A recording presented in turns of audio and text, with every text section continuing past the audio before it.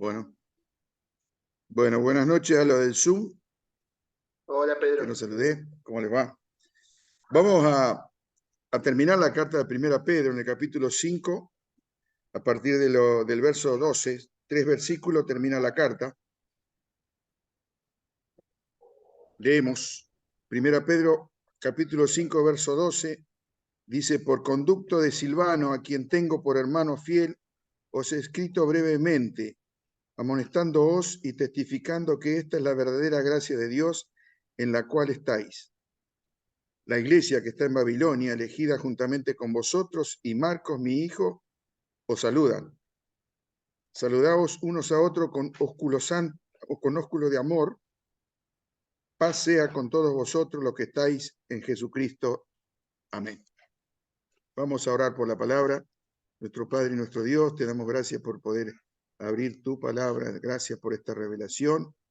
Señor, que esta palabra nos ayude a caminar en la luz de Jesús y podamos, Señor, aprender y podamos vivirla, Señor, como tú deseas. En el nombre de Jesús te lo pedimos y agradecemos. Amén. Amén. Bueno, estuvimos viendo, como dice el apóstol Pedro acá, este breve escrito, dice el apóstol Pedro, ¿no? Pero en este breve escrito yo recordaba, aquí tengo los bosquejos que estuvimos viendo durante esta primera carta, y tantas cosas importantes que nos dice, ¿no? Cuando arrancamos la vida cristiana que fue escrita, ¿no? A los expatriados, a los perseguidos allí, como dice el apóstol Pedro, que estaban sufriendo persecución, ¿no? Aquellos que recibían la carta, los lectores, ¿no? Y ahí Pedro da una serie de enseñanzas en la carta, la salvación, la esperanza del futuro, habla del gozo del presente, ¿no? Pero también no olvidar el pasado, cómo fuimos salvados, ¿no? El agradecer, el tener un corazón agradecido, un corazón de gozo.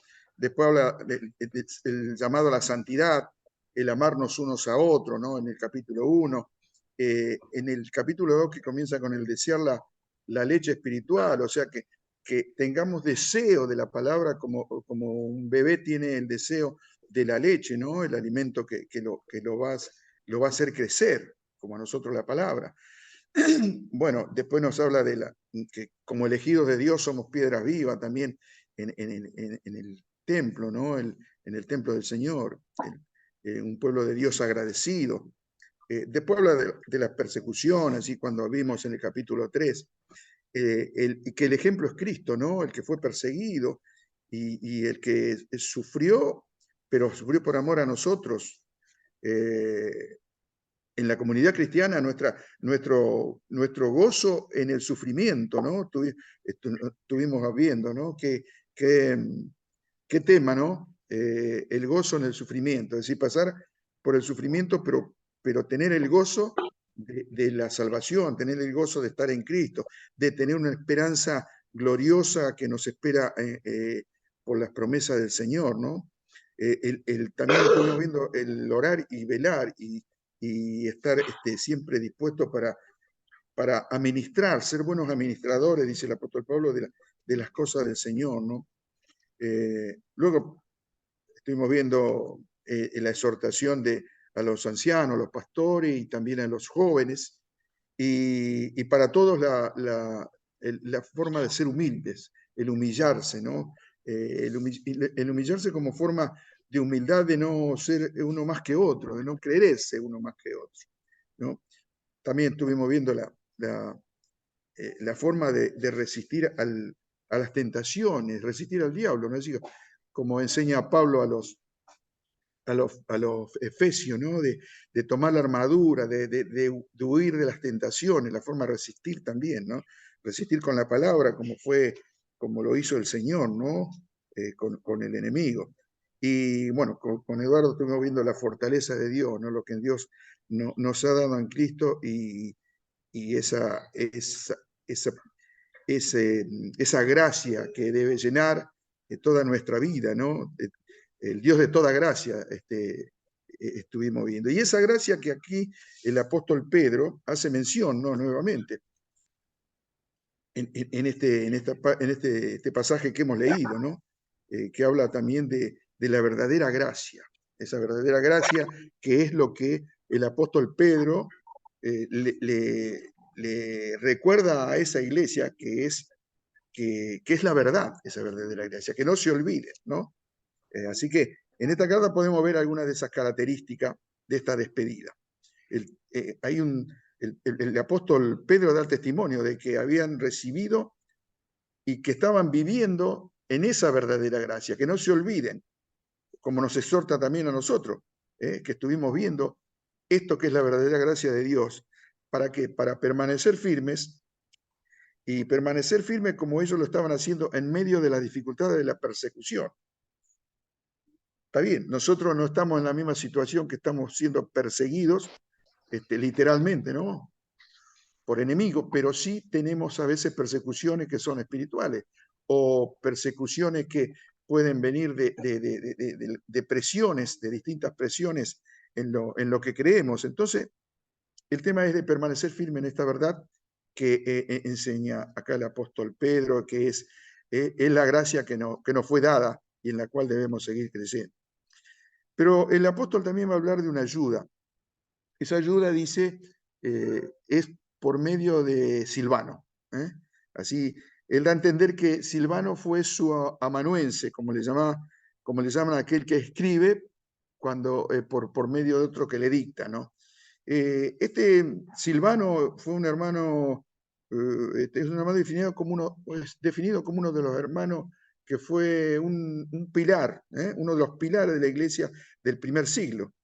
Este hermano participó en el concilio de Jerusalén, aquel importante concilio donde fueron el apóstol Pablo, Bernabé, todos aquellos que iban a tener allí una discusión, un cambio de ideas con los líderes de la iglesia de Jerusalén en cuanto a la apertura de la iglesia a gentiles, a gentiles que habían creído en Cristo. Es decir, era tan importante eso, ¿no? Porque hasta el momento eran solo los judíos los que estaban aprobados, digamos, hasta ese momento, o recibidos. Pero cuando van con las misiones, Antioquía en primer lugar, ahí hay muchos gentiles que se entregan al Señor, que abrazan la fe en Jesucristo. Entonces allí fueron a decirle, no, ellos tienen, el Señor le abrió las puertas también de la fe para que fueran salvos. Entonces allí se hace la apertura, digamos, de la iglesia a los gentiles, ¿no? De todas las iglesias, de todo lugar, de ahí en adelante, ¿no? Y en el relato hay una misión que relata Hechos capítulo 15, versículo 32, donde dice que se envía a Silas y a Judas para llevar el mensaje del Evangelio. Y ellos van y llevan palabra, dice allí Hechos, poderosas de confirmación de su fe y también de consuelo para ellos. Seguramente de consuelo por las persecuciones y de confirmación de que lo que habían recibido era lo que aprobó el concilio y aprobaron los líderes allí en Jerusalén, junto con Pablo, Bernabé y los que fueron de ahí, de Antioquía y de otras iglesias. O sea que allí lo tenemos a Silas y a Judas. ¿Y por qué nombramos a Silas? Porque Silas es el mismo Silvano. O sea, lo que nosotros cuando leamos Hechos y veamos el nombre de Silas, es la misma persona quien lo nombra las cartas apostólicas de Pablo y Pedro como Silvano. Silas toma ese nombre, como lo hizo Pablo, que era Saulo, y pasó a ser Pablo como ciudadano romano, tomó ese nombre. O sea, como un sobrenombre es que toma Sila, llamándose, se identifica ahí como Silvano, y lo vamos a encontrar así en las cartas apostólicas. Y para algunos comentaristas, Silvano fue mucho más que un amanuense, o sea, solamente un escritor de lo que le dictó Pedro en esta carta.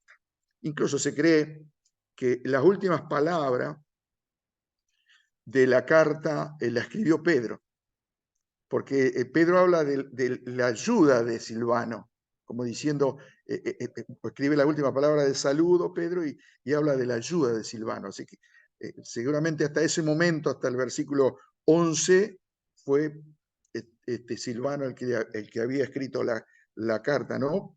Por supuesto, guiado por Pablo, ¿no? Pero hablan de Silvano como un excelente, hablan de la carta como un excelente escrito en griego.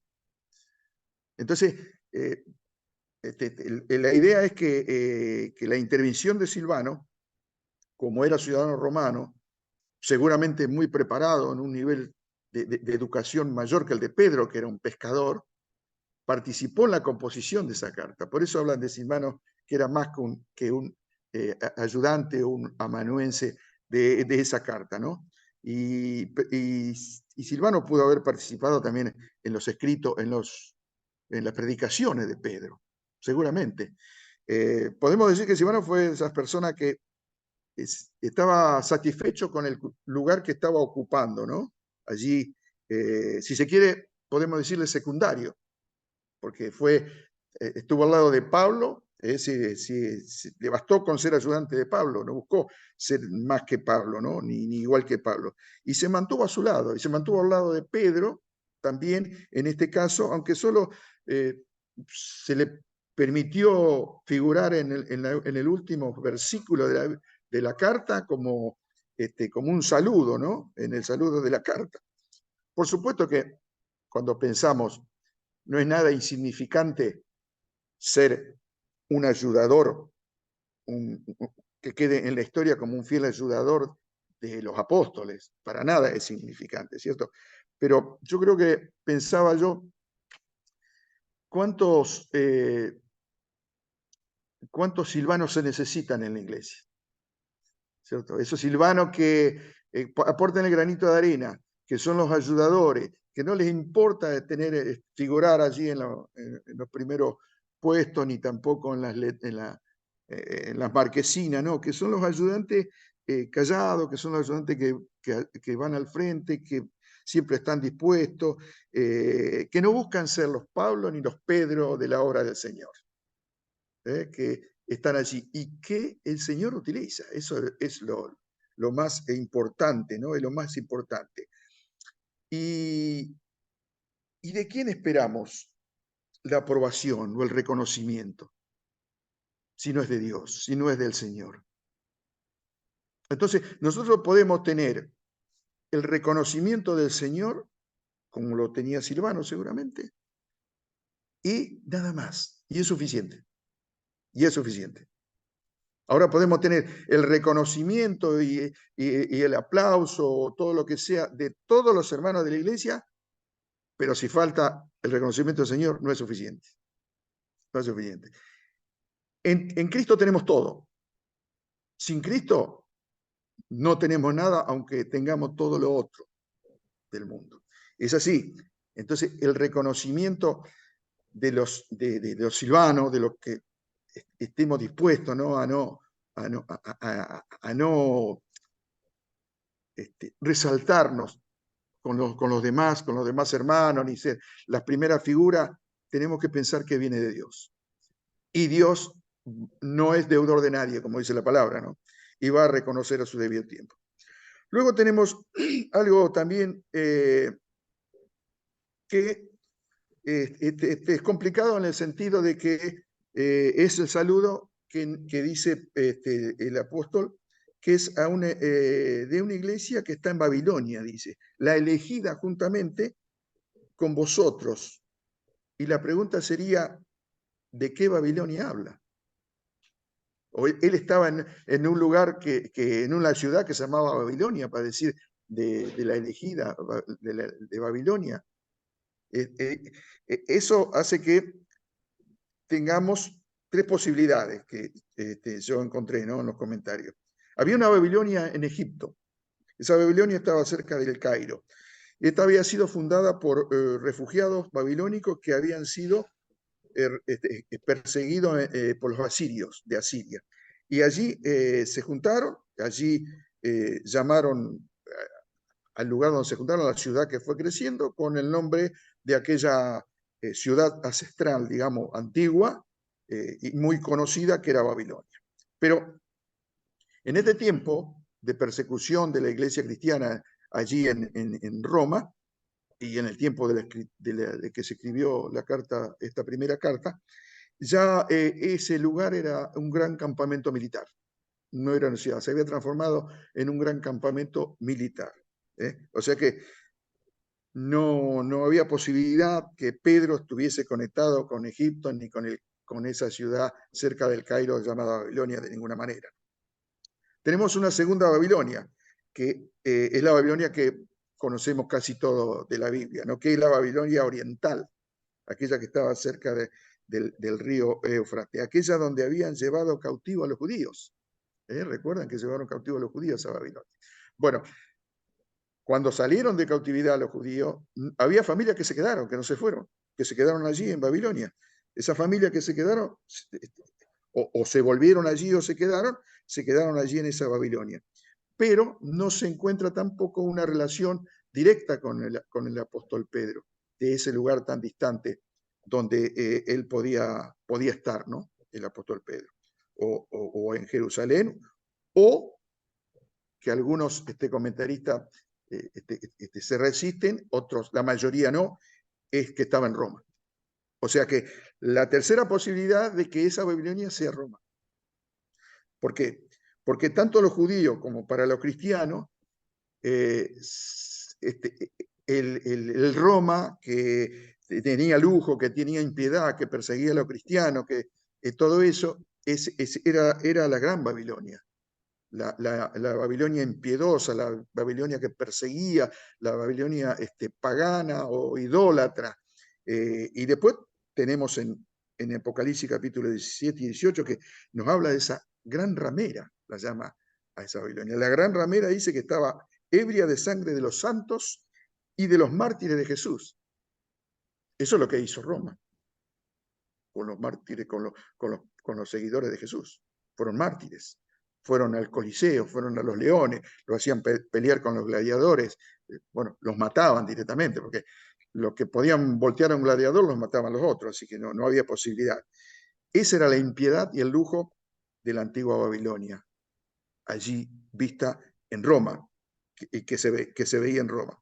Por eso la opinión más probable y de mayor peso era que Pedro se había relacionado con Roma y podía haber estado allí en Roma, y que desde allí, desde ese lugar, hubiese escrito esta primera carta a los expatriados de allí del Asia, ¿no? Y luego tenemos la relación que hace Pedro de Marcos, ¿no? Y dice que saludo de su hijo Marcos, dice Pedro. La historia aquí, lógicamente, sabemos que hubo una relación íntima, muy íntima entre Pedro y Marcos en la composición del Evangelio de Marcos. Esta presentación puede suponer que fue un verdadero hijo de Pedro, pero pudo haber sido una verdadera hijo de Pedro, pero no hay más datos que lo confirman. Es muy difícil que lo sea, pero no hay más datos que lo confirman. Vemos que Marcos fue un intérprete fiel de lo que Pedro le contaba, ¿no? De quien recibió cuidadosamente todos los dichos de Jesús, todos los hechos de Jesús para escribir. Si bien no lo recibió bien, lo pudo cronológicamente, pero no perdió ningún dato de eso, Marcos, para escribir el Evangelio, ¿no? El escrito, por supuesto, de Marcos no dependía de su memoria, sino de no omitir nada de lo que Pedro le decía, de no dejar de lado nada.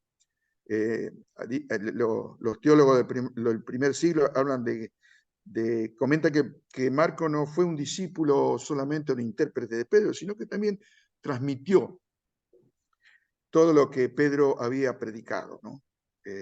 Así que podemos entonces definir que la Babilonia que había sido escogida, lo mismo que nos dice el verso 13 que hemos leído, se trataba de la gran y malvada Roma en aquella época.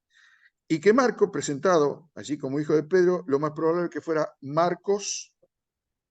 Juan Marcos, el escritor y autor del Evangelio, que había sido presentado o era presentado por Pedro como presentó Pablo a Timoteo, como un hijo espiritual. ¿no? Y no un hijo carnal, un hijo natural, sino como un hijo espiritual, ¿no? Luego finaliza la carta con un encargo que hace el apóstol, y es que se den recíprocamente, dice, el ósculo de amor, o sea, el beso de amor. Durante mucho tiempo, durante siglos, esto fue una parte muy preciosa y que integraba la comunión y el culto cristiano de todas las iglesias, ¿no? Allí, inclusive entre los judíos, era costumbre que el discípulo besara a su rabino en la mejilla, y le ponían las manos en el hombro y lo besaba en la mejilla. Esa era una costumbre allí entre los judíos en la sinagoga. Y esto fue lo que hizo Judas con Jesús. Allí Marcos, en capítulo 14, versículo 44, nos habla de esa. No fue un beso de amor, como dice el apóstol acá, que hay que darse un beso de amor, sino un beso de traición. De esa forma lo besó en la mejilla para que lo pudieran identificar, ¿no? Lo que lo iban a arrestar. El beso era un saludo, por supuesto, de bienvenida, era un saludo de amor, de respeto, también de despedida. Y Jesús lo valoraba mucho ese beso. Tanto lo valoró que yo acá busqué en Lucas capítulo 7, versículo 45. Fíjense lo que dice el Señor. 44. Voy a leer Lucas 7, 44. Un conocido pasaje.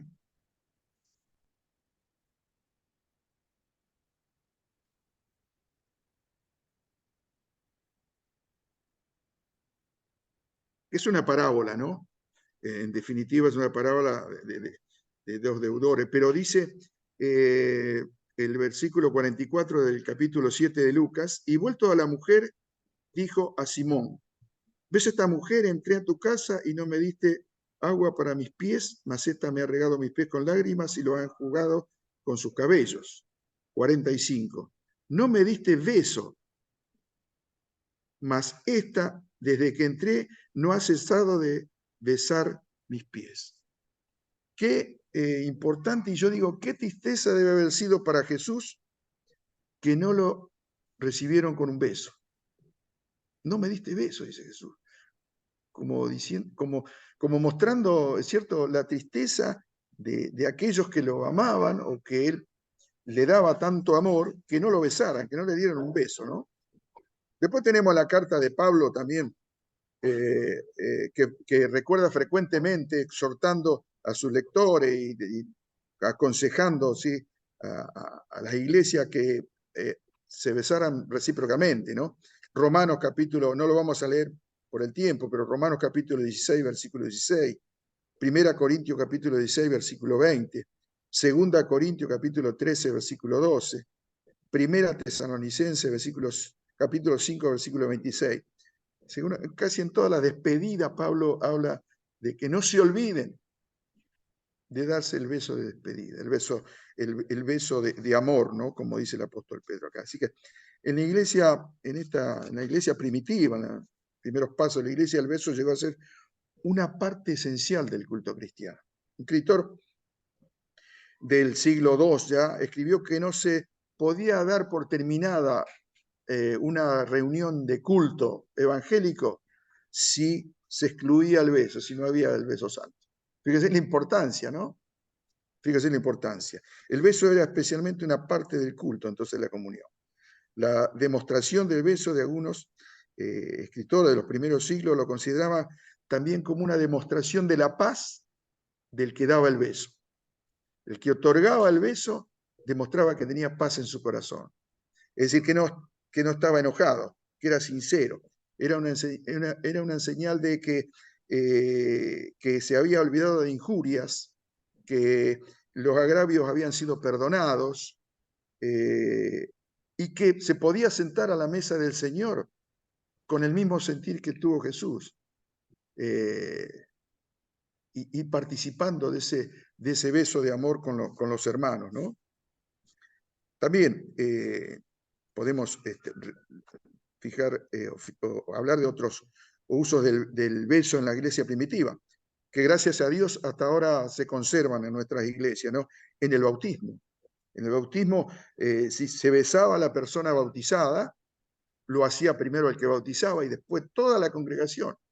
Y gracias a Dios, nosotros vemos que a la persona que se bautiza, una vez bautizada, luego los hermanos lo besan, ¿no? ¿Por qué? Porque es un modo de darle la bienvenida a la comunión de la familia de Dios, de darle una bienvenida a la mesa del Señor, que no participaba, ¿cierto? Que estaba fuera de la comunión de la mesa del Señor.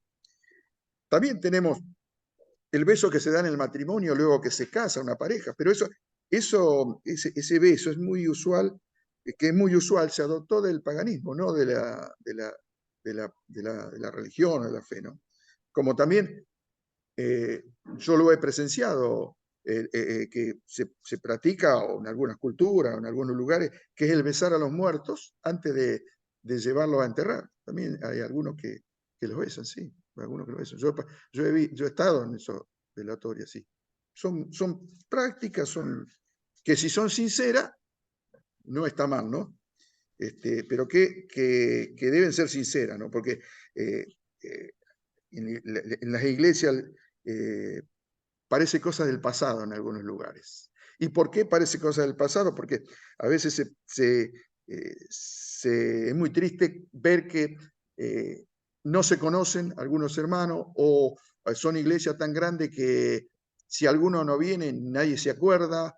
Entonces, en muchas iglesias los miembros que no se conocen o se ven poco y si no tienen noticia tampoco le importa, cuando se encuentran y se besan, eso es un beso como un rito,